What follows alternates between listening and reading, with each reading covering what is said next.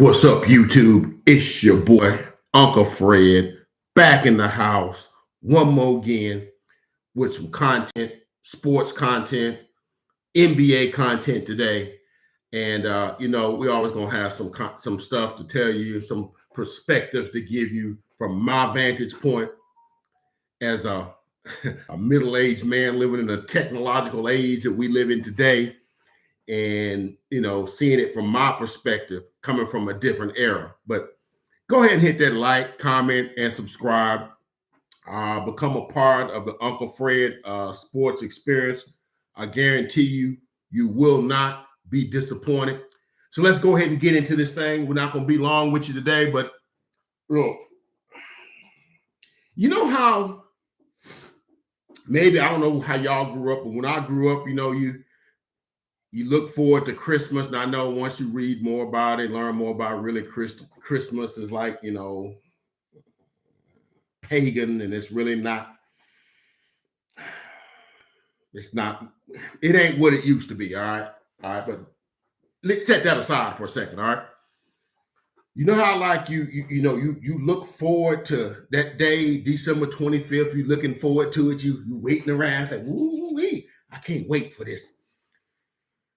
And then they get there and you can see the gifts and stuff that somebody thought enough of you to get for you, and you're like, ooh, well, if that's the new game I wanted, or if it's the new bike I wanted, and you open and it's a pair of socks.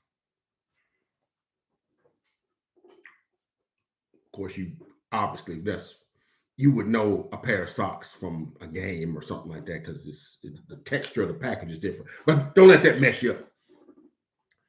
What we're talking about is that when you come into something with anticipation and it don't quite live up to what you were anticipating it to live up to, is what they say, anticlimactic, if you will. Now, look, man, all my NBA fans, like I said, this is on my second or third NBA video. So, I mean, we're going to get more into it as the playoffs, seeding, and posturing gets into play here. But ever since the trade deadline, most of us, and you see what I'm rocking, I rock with the Sixers. I told you in my last video, I've been a Sixers fan since the 70s. So, look, y'all get the heck off me. And I live in the southern part of the United States, but I like the Sixers because I like Dr. J. I ain't getting into that. And I stuck with them. That was something we did in our day. You found a team, you stuck with them through when the thick gets thin and the thin gets thick. You stick with your team. You don't change teams when they change players. We didn't do that, but I'm getting off subject. Ever since the trade deadline, we had March the 10th circled on the calendar. Because I made a video on I want to say it was February, whatever day it was in February, when the trade deadline went down, and Sixers made a move, got rid of Steph Curry, got rid of Drummond, and they traded Ben Simmons and some draft picks for James Harden, okay, and also what is his name? Golly, I can't think of his name. Golly, played for Denver. Can't think of his name. But anyway, he was a throw-in, and so from that point, and we know the story, and I'm gonna talk about the Simmons thing and my takeaways. And Simmons ain't played since the trade. It's been a month. Nearly a month, probably 3 weeks to a month, somewhere like that. And he hadn't played in any of those games. That was right after the All-Star game, if I'm not mistaken, right before the All-Star game or whatever. So anywho, so right around the time, right after the Super Bowl. That's when it really was, right after the Super Bowl. So anyhow, we circled that date. Ooh, Ben Simmons coming back to Wells Fargo. Ooh, I can't wait. The Boo Bird's going to be out. They done brought in extra security. They roping the court off. Philly fan could be a little boisterous. They can be a little aggressive. I mean, for God's sake, they booed Superman, Santa Claus. They booed when Michael Irvin was laying on the field with a career-ending injury, and they cheered. Philly fan tough, man. But when you play for them and you give your all for them, they with you every step of the way. Ask AI about Philly fan, because they know that little 6 foot, 165-pound dude gave it everything he had every time he was on the court. And he's beloved in Philadelphia. Ask Dr. J about the fans in Philadelphia, because they know this man before Bird and Magic was carrying the league on his shoulders. As a statesman and class and cool, and y'all folks in this day's generation don't even realize how cool and smooth Dr. J was. Julius was in his day, because they had him at the game. He actually rung the bell last night. So I'm digressing.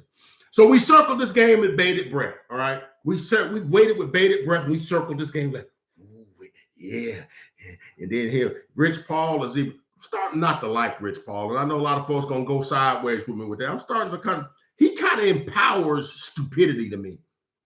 I'm sorry, in an era where anything is okay, everything is permissible.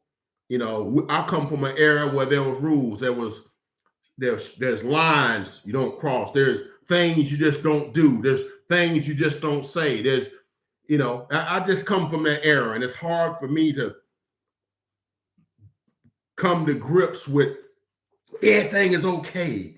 Everything it's fine. It's fine. I'm like, no, not from where I'm from. That ain't fine. But Rich Paul kind of empowers or encourages, to me, stupid behavior, unacceptable behavior. And it becomes a thing that festers and becomes mainstay and becomes the norm. I'm not sure all that stuff's good stuff. But anyway, moving along. So he's even talked about documenting some of the things that's said to him when he walks on the floor as grievances that he could file against the Sixers in a court, just so he can reclaim some of his money that he lost because he wouldn't play, whatever. And I'm gonna get into that in my takeaway. So we waited for this and all this stuff, and I know Phillies of the Sixers like, yeah, let's get him, because I know Harden was like, look, man, I ain't sign up for that. All the stuff, is Kyrie playing? Is he not playing? He can play in odd numbered games, not even numbered. I'm being facetious here. He can play on Monday, Wednesday, and Fridays, but not Tuesdays and Thursdays, or whatever. Whenever he decides, hey, man, I need a break, I need to be away for a couple of weeks, he can do that. And I know Harden sitting around but he really he's like the pot and kettle, because I'll get on him in a minute too. So we waited for this, and I'm like, I know Philly gonna be ready for them. They coming into our building, boy. It's gonna be. And then that thing unfolded, and it was like a complete dud. And here come Ben Simmons walking in here with his Louis Vuitton hockey jersey. What are you doing, dude? He just.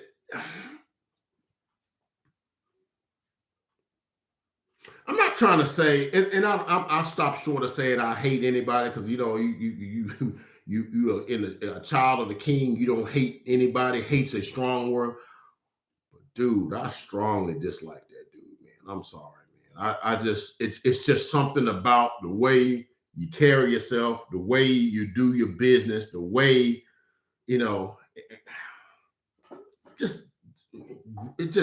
it's like nails on a chalkboard to me. That's the reaction I get. So we get to the game, and I'm like, yeah, man, it's gonna be the thing, yeah, man.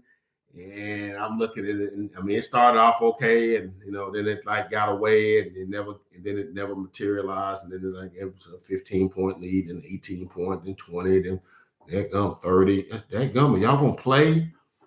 And then it finally became a 129-100. So a 29-point game. I think they led by as many as 36, and they never trailed by as many as 36. talking about the Sixers, and never led at any point in the game. Thanks for nothing. You know, one of the most. I think there was reports that there were tickets for this game that was sold. It was harder to get and higher priced than playoff games and than finals tickets. And you had them folks come in there spending some upwards to $4,000-$5,000 for courtside or good seats, $200 for nosebleed seats when you're looking at binoculars, and you put forth that kind of performance. Let's dig into it here, and I got the numbers here. First quarter, first half, Philadelphia shot like 27%. Brooklyn Nets shot like 64% from the field. That means 6 out of every 10 shots they was making. I think Kyrie Irving had like 4 threes in the first half. I mean, he's a decent three-point shooter. I mean, he's more with the one-on-one and the making, he's like a canvas when he plays. He's writing this, drawing this beautiful portrait when he plays with the ball handling and getting to spots on the court and finishing at the rim, and at 6'2" and can finish with anybody with his English and that he puts on the ball and the movements and that he has. And he has a myriad. I mean, I would argue that he's probably the strongest finisher at the guard position, probably that I've ever seen. And I've been watching basketball for about 40 years. He's pretty strong finishing that thing, not getting blocked and big guys coming, bring it down, bring it up on them and all of that. But he was knocking down threes, boy. He's doing all. Man, he was hitting everything. Kevin Durant, which, look, man, I ain't got an issue with Kevin Durant doing what he did, because in my opinion, Kevin Durant's the best player on the planet. I don't care what nobody says. You can talk LeBron, Giannis, dude. Nobody in the NBA can do what that dude do. I'm sorry. Kevin Durant, best player on the planet right now. Sorry. He just is. There's just things that he can do that you can't do.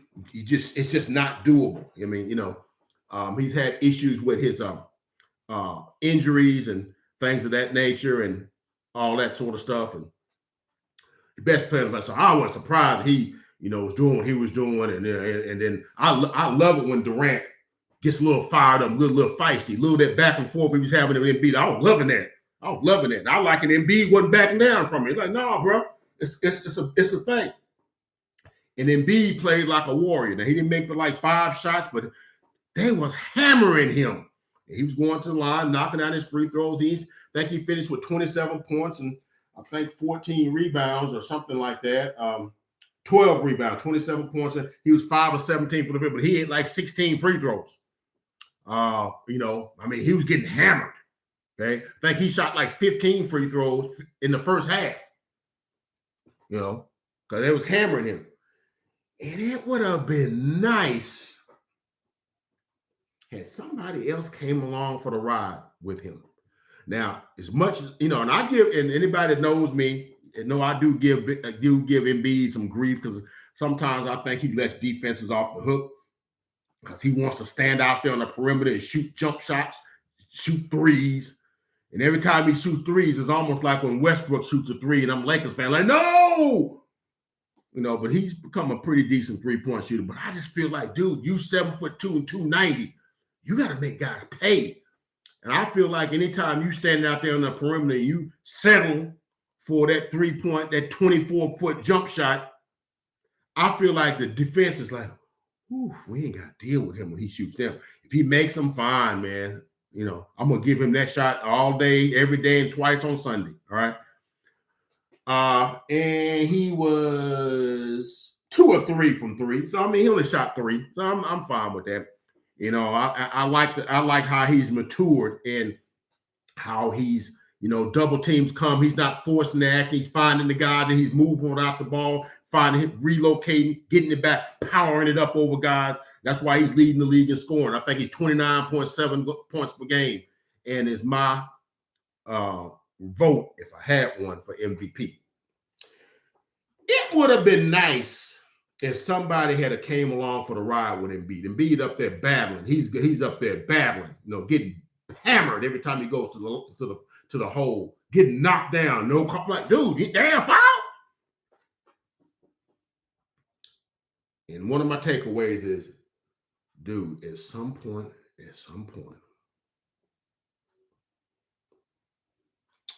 James Harden had to make some sort of contribution in a big game, because I'm waiting for the first time for him to do that. And as the old folks used to say, it's getting late in the evening now. What is he, 33, 32, 33? Been in the league about, what, 10 years, 11 years, something like that? Dude, it's getting late in the evening. Okay. You go back to 2015 in the Western Conference Finals. He came up short against Steph and the Warriors. That was pre-KD. That's the year that they won the championship in 15.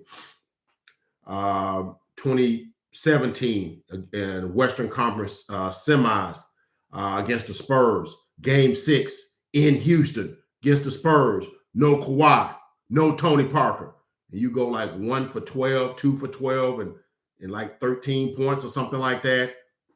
And y'all lose by 39 in a game that is waiting for you to take over. Do all the stuff you all do, all that you always do, all that. Step back, do that. Take command of it. Didn't do it. Okay. 2018 in the Western Conference Finals. You were part of a team that missed like 27 straight threes. And at some point, dude, as much as you like to drive that thing down and get to the hole. Many folks said, well, they only lost it because it wasn't go Chris Paul. No, actually, if you're a big basketball fan, the Warriors, only reason that series is close because they lost Iguodala in like game 2. If they'd had Iguodala the whole game, the series would have been over in 5, but that's a different story. But game 7, it was there for them. Had they won that, it was there for them. They had a lead in the fourth quarter, but they let the Warriors walk them down. And I mean, he missed shot after shot after shot after shot. Then 2019, Kevin Durant goes down in game 4, and really, the folks, all the prognosticators say, oh man, this series is Houston's. No Kevin Durant. You basically got Steph and Clay. No inside. No great one-on-one. No great wing scoring. And you let them, and you was like awful in those last 2 games because it was 2-2 going back to Houston. Okay. And you couldn't do anything. So, and then you go and then in the bubble, y'all playing the Lakers. I mean, come on, y'all were good enough to compete with them. You had Westbrook, you had yourself and Eric Gordon. You had some guys, man. Came up short. Last year in the Eastern Conference quarterfinals, I guess it was against Milwaukee. I mean, game 6 and 7, Durant's out there just balling by his daggum self, and you bringing the ball up court and handing it to him and go hiding in the corner, let Durant having to create 1-on-5 every possession, and it was a non-factor. Then yesterday, this game been circled. Like, man, we're gonna show why we made this trade. And the same thing Brooklyn was saying, we're going to show why we made this trade. And you go 3 for 17, 3 out of 7 from the 3. Basically, he made 3 threes and missed all of his other shots. He was 0 for 10 on his other shots. 6 rebounds, 5 assists, 11 points. At some point, we got to start looking at, you know what, man? Some people just ain't big game players. And I hate to say this because that's my team. I'm a Sixer guy. But at some point, man, you got to look at it and be like, man, maybe he just ain't that guy, man. He not that dude. Every time I'm not saying that's okay, but I mean, you see it all the time. Sometimes guys aren't that guy. And then other guys come in and get the same situation and they make something out of it, So Tyrese Maxey, I thought he, but I mean, I don't expect from him what I expect from Harden. 2 of 7 4 points. Thibault, I expect something out of him, defense and running the floor, and that sort of stuff. Tobias Harris was decent. He had 16 points, 3 rebounds, 3 assists. Tobias Harris, probably his best game since Harden been there. He was like, dang, I'm Harden, you ain't gonna do that. Let me try to get something going. He hit a couple of threes and actually hit 4 threes. And and he's 5 or 10 from the field. But really, and then of course them giving up Seth Curry was crucial. Because when Harden's not scoring, now you really don't have good outside shooting. Now, I think Danny Green didn't play. I mean, Danny Green is sometimes, but I just don't know what to make of this. But I know it was a much about ballyhooed, much anticipated, and it kind of went off with a look. Okay. Now let me speak about this other thing. We're gonna go into some other stuff. Now I don't know. Going forward, I don't know. I mean, because this is the first game they've lost with Harden untold. They beat all these other teams. They beat the Knicks twice. They beat Minnesota. They beat Chicago. They sat out. He didn't play in the game against Miami. They lost that game or whatever. They came back and they played Chicago and they won, kind of going away. And he's averaging like 26, 27, like 8 and like 9 or something like that. And Embiid has been, he's finding open spots on the court because guys is just. But when Embiid, when Harden goes 3 for 17 and it's a non-factor, and the ball is in his hands as much as it is, kind of bogs down the entire offense. So, So anyways, let's go to what I was talking about, what this, the Simmons thing. Look, man, and I know modern day thinking, a lot of the young, the millennials and stuff, we go back and forth all the time because there's a lot of things that you guys stand for or say is okay to do, okay to think, okay to present, okay to, broadcast, okay. Then in my day, like, dude, you can't do that. That's not acceptable. No grown man is going to do that, but today they do it. Like in my day, would nobody whimper their way out of from playing and say, hey, or stop training themselves, get 20 pounds overweight, like, in a hissy fit and not, in my day, they would never do that. You never see Bird doing that. You never see Magic doing that. You never see Michael doing that. You never see Doc doing that. You never see like Dominique Wilkins doing that. Stars of that era. And then you might say the stars of that era didn't have the power. They were like slaves. They just did what they, and now I knew stars are empowered. They powerful. They flexing their muscles. And I get all that. But at the end of the day, your honor, your dignity, your respect means something. Okay. And there's people that say, well, it's about time that the stars and the people do what to them, what organizations have been doing to players.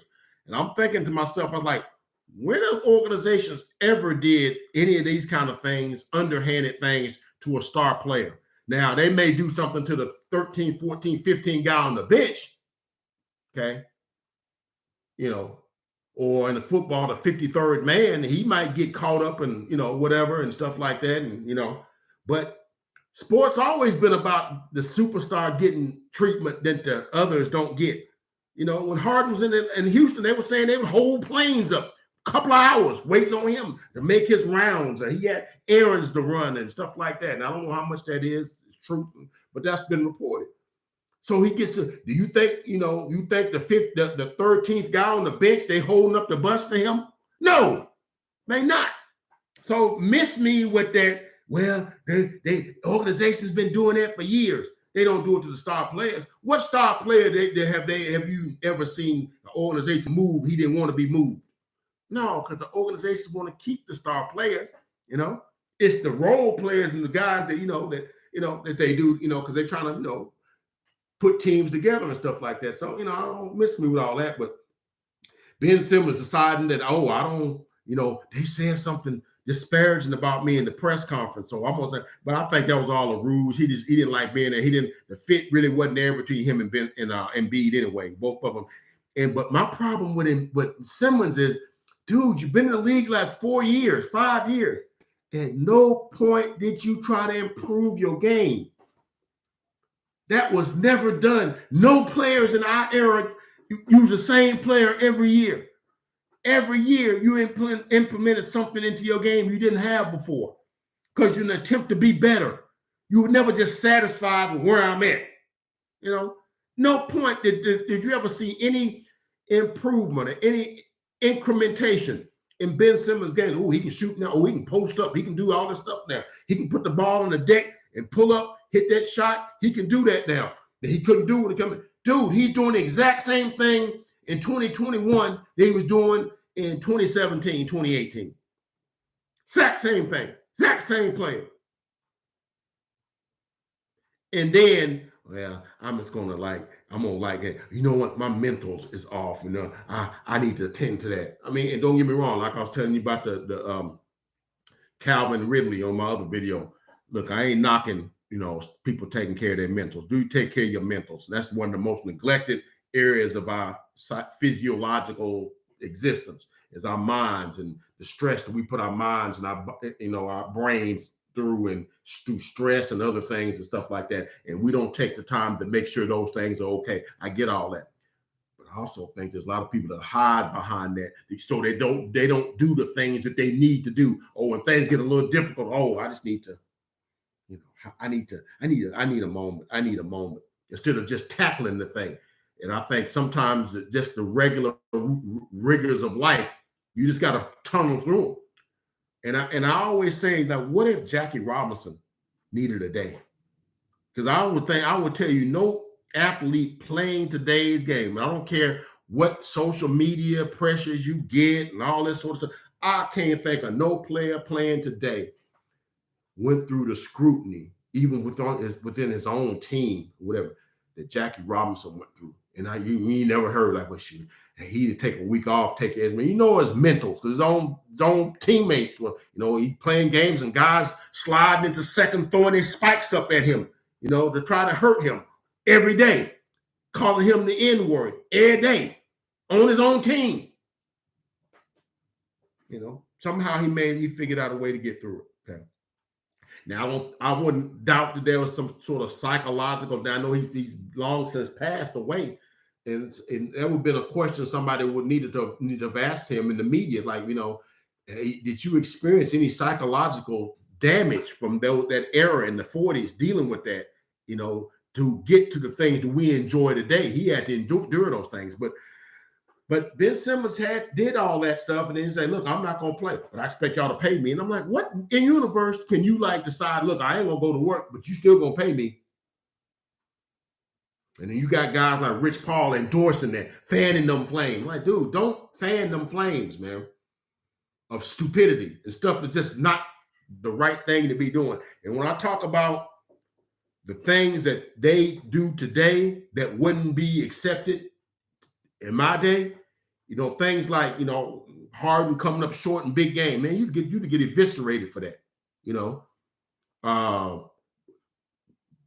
Pouting your way out of half playing, you know, standing in the corner, just basically pouting. You couldn't do that in our era, you know.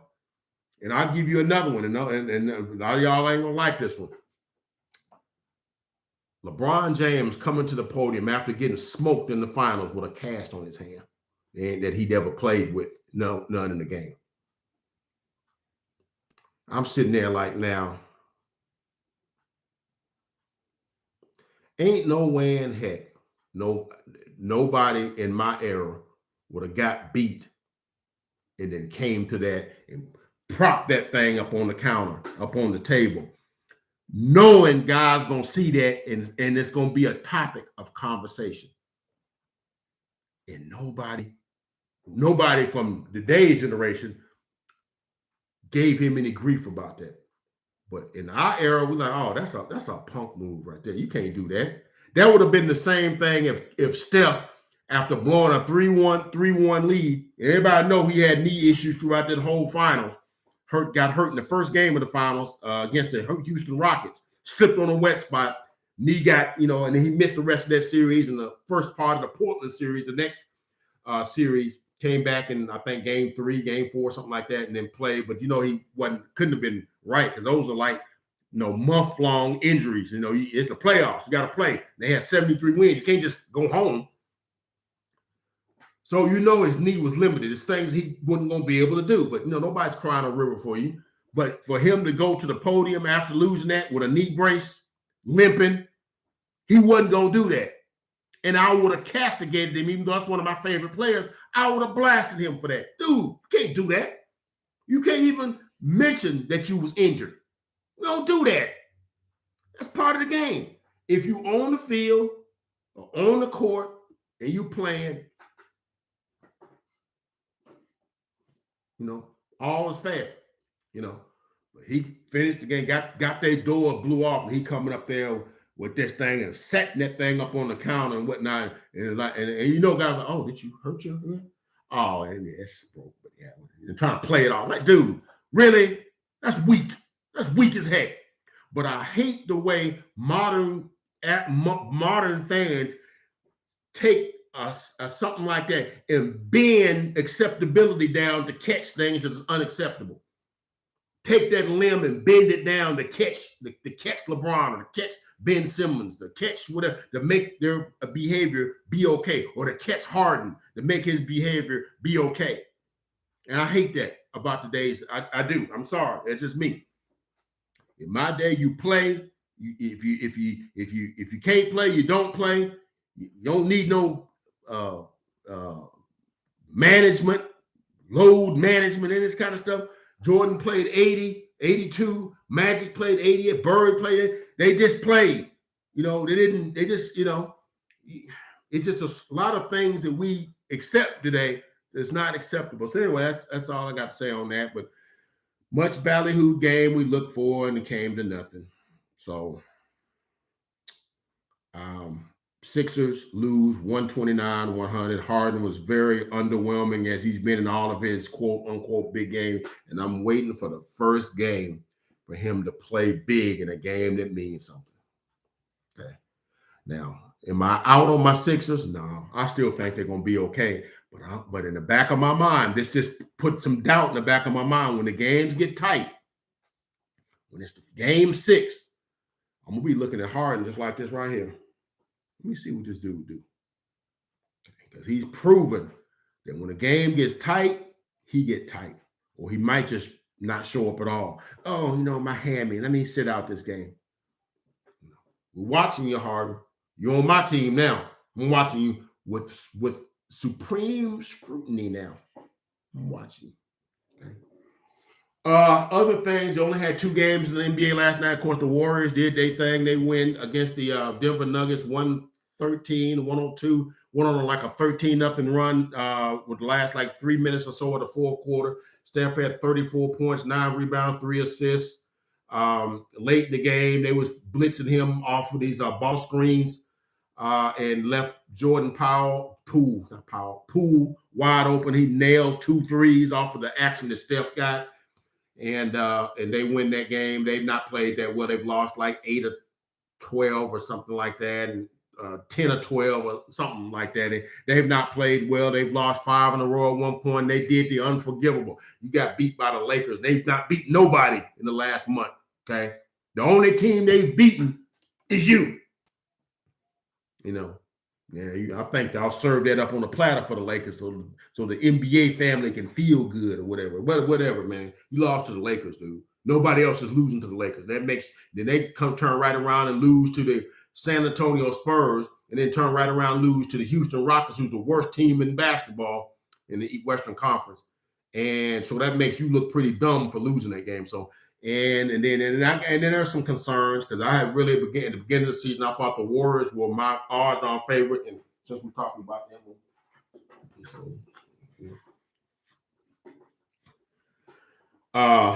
were my favorites to win the finals because they were playing so well and Clay hadn't come back. But since Clay has come back, it has caused some and I'll give Charles Barkley some doubt, man. Y'all might, buckle up against Charles Barkley and things of that nature, but he said, look, man, Clay is a remarkable dude. He said, but you don't know what he's going to look like coming back. He's missed 2 seasons. Missed like over, like 800 days of basketball. All right. Missed 2 seasons with 2 of the most catastrophic injuries you can have, the Achilles and the ACL. 2 different legs.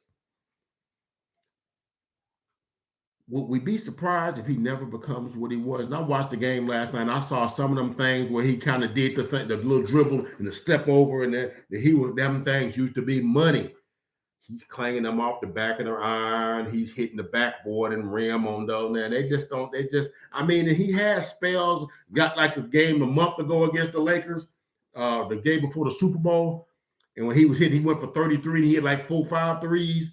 And he was like the old Clay. But then there's games like last night, and games like when they played, who they played the game before that? Was it the Clippers?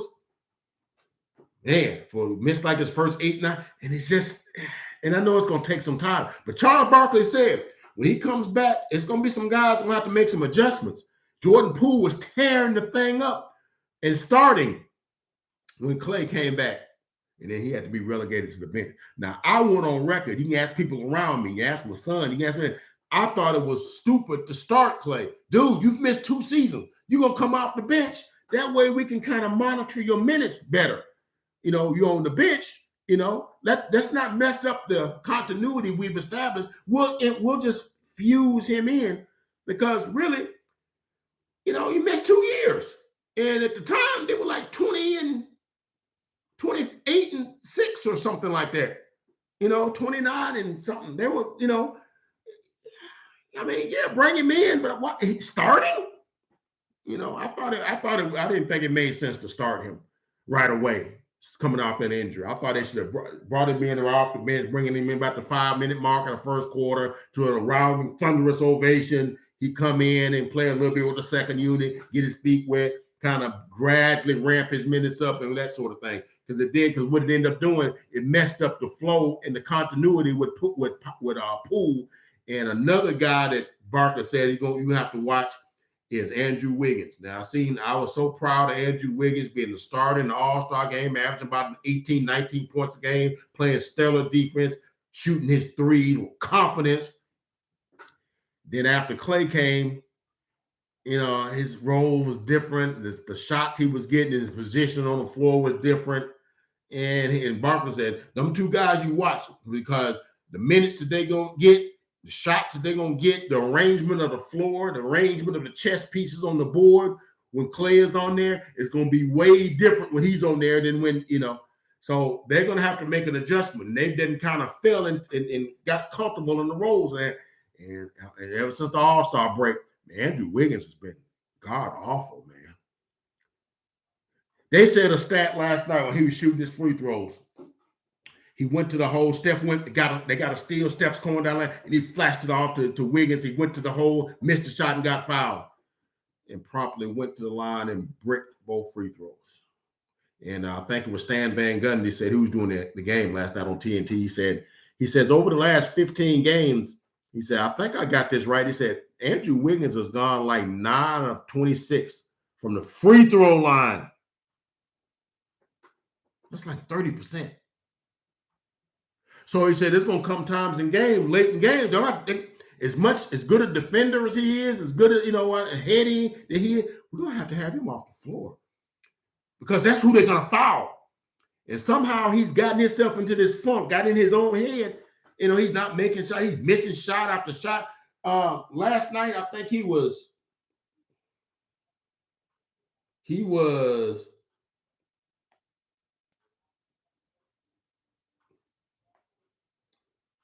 3 of 11 from the field, 1 of 7 from 3, 7 points. And I'm just going to say this. I mean, they can bring Draymond back. That's going to help.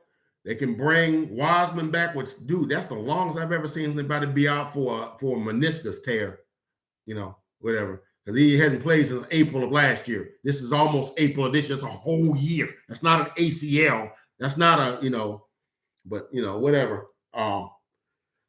If Andrew Wiggins plays like he's playing and Clay is, he had an okay game last night. He ended up with 18 points, but he did not shoot well at all, man. He shot 7 of 20 you know, and 2 of 6 from 3, 18 points. But he shot the most shots of anybody on the team. Steph only shot 11 shots. I mean, no, excuse me. Steph shot 21 shots. He was 11 of 21. But he shot 20 shots. Only hit 7 of them. If Andrew Wiggins and Klay Thompson can't get themselves out of this funk that they're in and whatnot, they're not going to win. And I know that was a nice little win for them. They go to 45 and 22 and tie for second in the West. You know, we'll see what goes on with that. But that was the only 2 games last night. And the 2 teams I follow, you know, I got my Curry 29-74 hat. You know, I rolled with the Warriors. But, you know, my team is the Sixers. But, you know, I like the Warriors. I love the way they play. I love the style they play with. I love the precision that they play with. And that kind of rubbed off on me because I think when they play what I call intelligent basketball. And I like chess rather than checkers. Everybody else playing chess. Everybody else plays high screen and roll, drive, draw, kick. Warriors on the team that plays, the chess pieces are constantly moving. There's back screens, there's back cuts, there's rub screens, and guys are running out there cutting movement, and guys are cutting to the back door and stuff like that. It's just beautiful to see basketball played at that. And it's almost like a work of art as opposed to watching how the other teams play. And I'm just being honest in the way I see it. So that's why I've kind of followed them and kind of been a fan of theirs or whatever. So we'll keep an eye on them. Then this last thing we're gonna close out is this Westbrook thing. Westbrook is decided he don't want it's underneath him to be called WESTBRICK. And I'm gonna have to give credit to my cousin TK. Shout out to TK and his videos. He was the guy that was on with me in my first videos when we was first doing the pick'ems and all that sort of stuff. Man, shout out to TK. My cousin, love you, bro.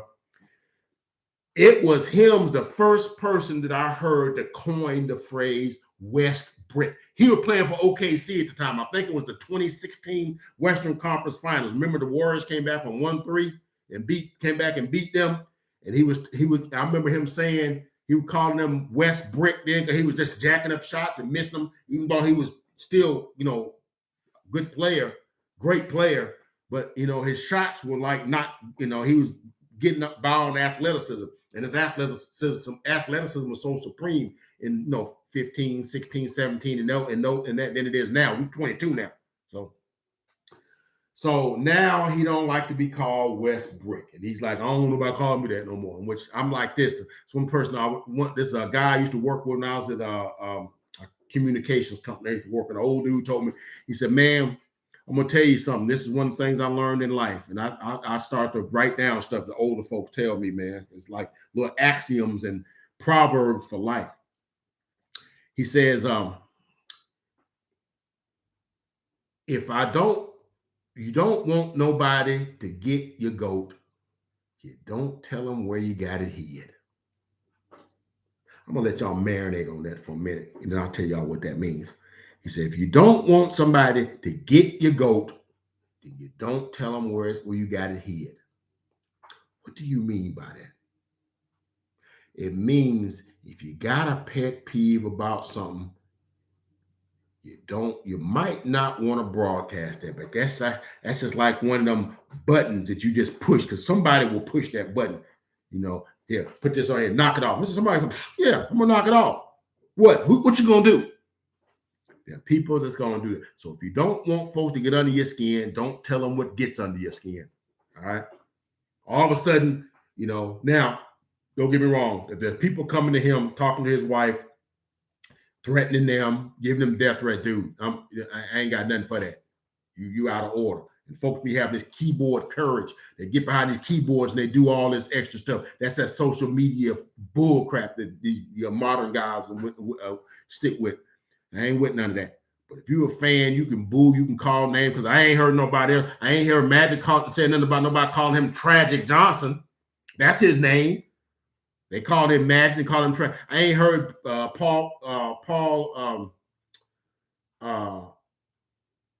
George complaining or saying, going to the man, crying to the public. Y'all calling me Pandemic Pete. Y'all calling me Playoff Pete. You know, and jest, and you know, because that's part of the gig. So look, Wes, if you don't want folks to call you WESTBRICK, you might ought to start making some shots. You might not be shouldn't be shooting 29% from three, and then you know, taking it upon yourself to shoot 10 of them in a game and you can't shoot it. You might not want to hit the side of the freaking backboard when you're shooting threes, or hitting the freaking top of the backboard, you know. So you might want to play better, you know, before that, because that's part of the gig. No, I ain't for nobody telling nobody, you know, saying, you know, death threat, nobody saying anything disparaging about anybody's family, sending anybody death mail, any of that kind of stuff. That stuff you know, you are Lord and a humanoid to do stuff like that.